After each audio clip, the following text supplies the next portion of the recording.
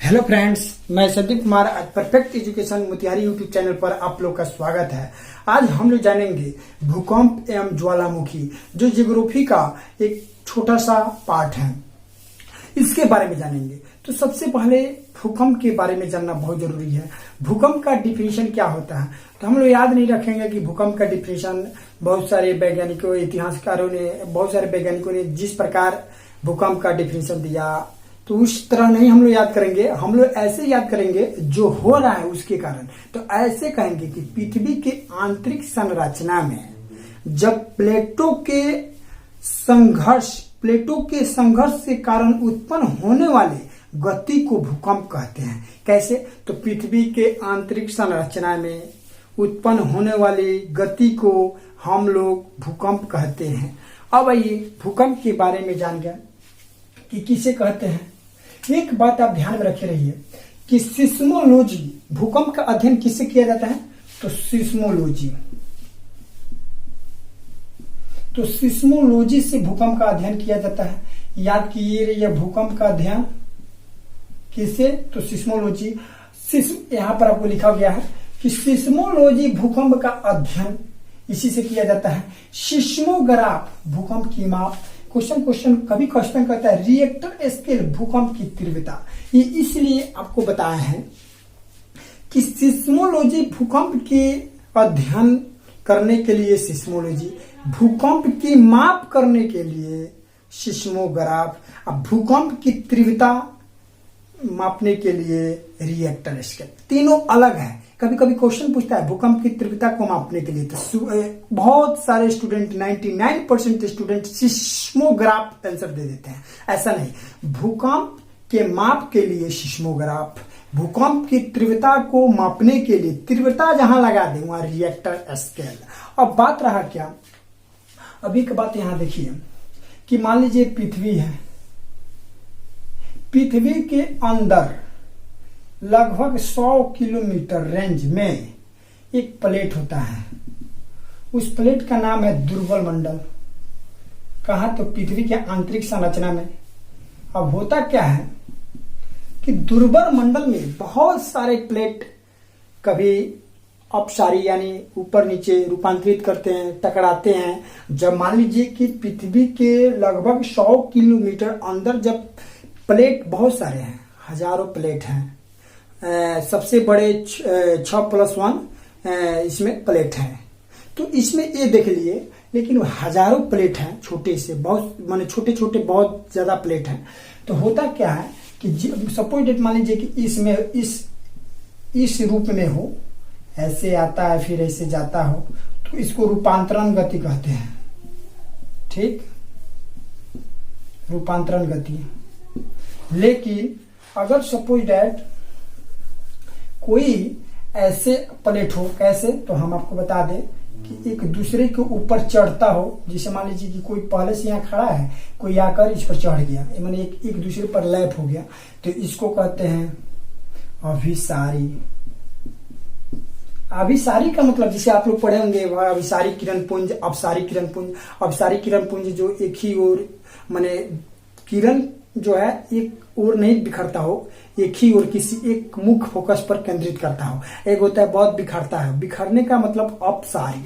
तो ये अभिसारी किरण पुंज। अब देखिए, अभिसारी जो गति है, किरण नहीं पढ़ा है, ये तो अवतल उत्तल में पढ़ना है, लेकिन अभिसारी जो गति है, इससे क्या प्राप्त होता है जानते हैं? पर्वत निर्माण करने में अभिसारी गति का निर्माण होता है। जब प्लेट जो पृथ्वी के 100 किलोमीटर आंतरिक संरचना में होता क्या है कि ये जो एक दूसरे के ऊपर लैप हो जाए, तो इसका मतलब है ये अभिसारी करेगा। उस सिचुएशन में पर्वत का निर्माण होता है। लेकिन अपसारी रहे, एक और होता है अपसारी। जैसे इधर जा रहा है, इधर मान लीजिए इधर जा रहा है, इधर जा रहा है, तो दोनों के बीच में अलग अलग जा रहा है, तो अपसारी है। तो अपसारी जो गति है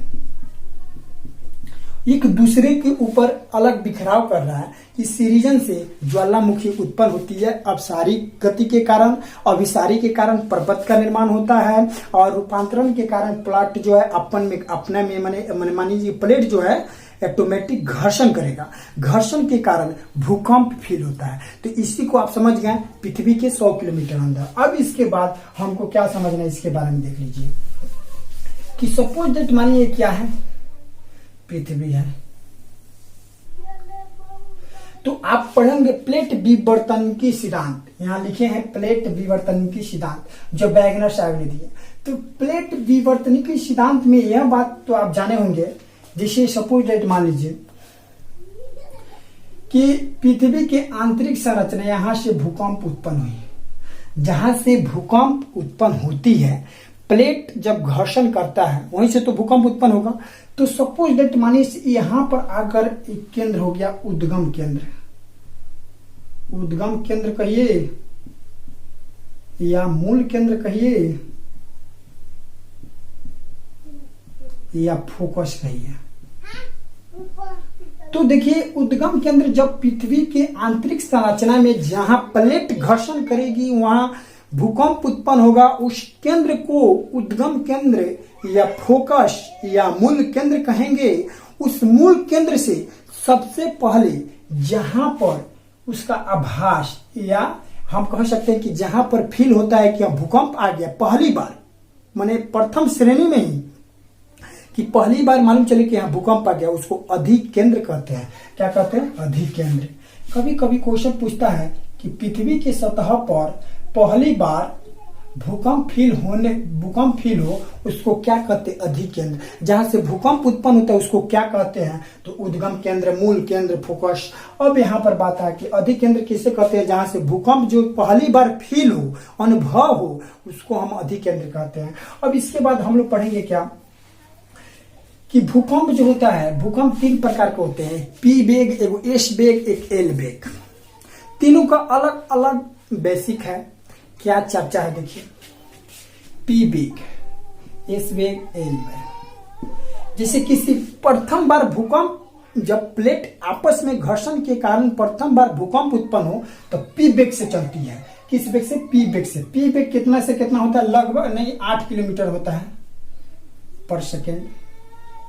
पहली बार मैंने प्रारंभिक तौर पर, प्रारंभिक स्तर पर ही क्या होता है, पहली बार जैसे मान लीजिए कहीं भूकंप उत्पन्न हो, अब भूकंप जैसे हमको फील हो तो पहली बार पी वेग उत्पन्न होता है। तो पी वेग प्रथम बार उत्पन्न होता है, इसलिए उसका गति कितना होता है? 8 किलोमीटर पर सेकेंड। अब दूसरा होता है लगभग एस। एस का मतलब 4 किलोमीटर पर सेकेंड। होता क्या है कि यहाँ भूकंप जब केंद्र हुआ, यहाँ से धीरे धीरे जिस रेंज में जाना हो, उसका रेंज अलग अलग होता है। जितना ही स्पीड से आएगा उतना ही रेंज बटेगा, लेकिन धीरे से आएगा तो थोड़ा थोड़ा रेंज में, तो यहाँ अपने रेंज में फैल गया। तो 8 किलोमीटर आया तो उसको पी वेग कहते हैं। इस 4 किलोमीटर पर सेकंड के स्तर पर आता है। जैसे मान लीजिए 8 किलोमीटर रेंज जैसे चल गया तो पी हो गया, उससे थोड़ा सा और ऊपर गया तो 4 किलोमीटर जाएगा तो एस हो जाएगा। एल जो आता है वो आता है 1.5 से 3 किलोमीटर पर सेकंड के स्पीड से आता है। एल वेग, एल गति। इतना एल वेग से जब भूकंप आएगी वो विनाशकारी होती है। क्या होती है? विनाशकारी है। ये बात आप ध्यान में रखी रहिएगा। एल वेग क्या होती है? विनाशकारी होती है। 1.5 से 3 किलोमीटर प्रति सेकंड। अब ये तो हम समझ गए कि भूकंप के बारे में सभी लगभग इसी पॉइंट से क्वेश्चन बनता है। प्लेट विवर्तनिकी सिद्धांत किसने दिया? तो वैगनर साहब दिए। क्या होता है जब आपस में प्लेट लड़ती है तो ऊपर नीचे जब तीर क्रॉस दिखाई देता है तो उसको रूपांतरण गति कहते हैं। जब एक के ऊपर दूसरा लैप हो जाए तो उसको कहते हैं अभिसारी। अभिसारी में क्या होता है लिखे होंगे आपके सामने।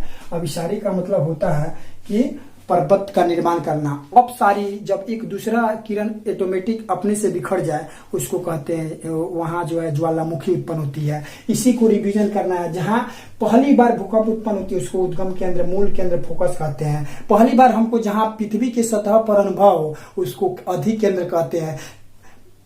भूकंप का गति या वेग 3 प्रकार के होते हैं, पी, एस और एल। पी में 8 किलोमीटर पर सेकेंड जो प्रारंभिक तौर पर प्रारंभिक पहली बार ही फील होता है वो पी वेग से ही आता है। एस जो है 4 किलोमीटर पर सेकंड से, एल जो है 1.5 किलोमीटर से 3 किलोमीटर पर सेकंड स्पीड से आता है। जो सबसे विनाशकारी होता है भूकंपों में 3 भाग जो है, सबसे अंतिम एल विभाग, एल जो है एल पार्ट वो सबसे विनाशकारी होता है। तो आप भूकंप के बारे में जान गए। ज्वालामुखी के बारे में कोई चर्चा कर लीजिए।